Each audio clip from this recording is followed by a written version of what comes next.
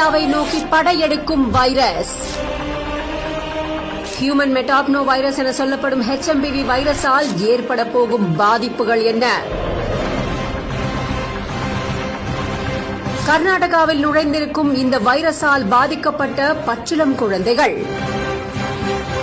சைனால இப்போ பரவிட்டு இருக்கிற HMPV வைரஸ் பாதிப்பு பெங்களூர்ல குழந்தைகளுக்கு கண்டறியப்பட்டிருக்கு. பிறந்து 3 மாசமே ஆன குழந்தைக்கும் மற்றும் 8 மாதமான குழந்தைக்கும் தொற்று உறுதியானது மருத்துவ தகவல்கள் மூலமா வெளிவந்திருக்கு. பச்சிளம் குழந்தை டிஸ்சார்ஜ் செய்யப்பட்ட நிலையில இன்னொரு குழந்தை சிகிச்சையில இருக்கிறதாகவும் தகவல்கள் தெரிவிக்குது. இது பொதுமக்களிடையே பெரும் கவலையை ஏற்படுத்தி இருந்தாலும் கூட இதை கண்டு நாம அச்சப்பட தேவையில்லை அப்படின்னு மருத்துவர்கள் தொடர்ந்து சொல்லிக்கிட்டு தான் இருக்காங்க. இந்த HMPV வைரஸ்னா என்ன? இந்த HMPV தொற்று பத்தி நாம தெரிஞ்சுக்க வேண்டிய முக்கியமான விஷயங்கள் இந்த பதிவுல பார்க்கலாம். ஹியூமன் மெட்டாப்னோ வைரஸ் முதல்ல நம்மளோட சுவாச குழாவை பாதிக்குது. பாராமிக்சோ வைரஸ் குடும்பத்தை சேர்ந்த இந்த வைரஸ் முதல்ல 2001ஆம் ஆண்டு கண்டுபிடிக்கப்பட்டிருக்கு. இது எல்லா தரப்பினரையுமே பாதிக்கும் அப்படிங்கிற போதிலும் குழந்தைகள், முதியவர்கள் மற்றும் நோய் எதிர்ப்பு சக்தி குறைபாடு இருக்கவங்களை இது சீக்கிரமா தொத்திக்கும் அப்படின்னு சொல்லப்படுது. இந்த HMPV வைரஸ் எப்படி பரவுதுன்னா, HMPV தொற்றால பாதிக்கப்பட்ட நபர் இருமல் அல்லது தும்பும் போதோ வெளியாகும் சுவாச நீர்த்துளிகள் மூலமா இது பரவுது. கிட்டத்தட்ட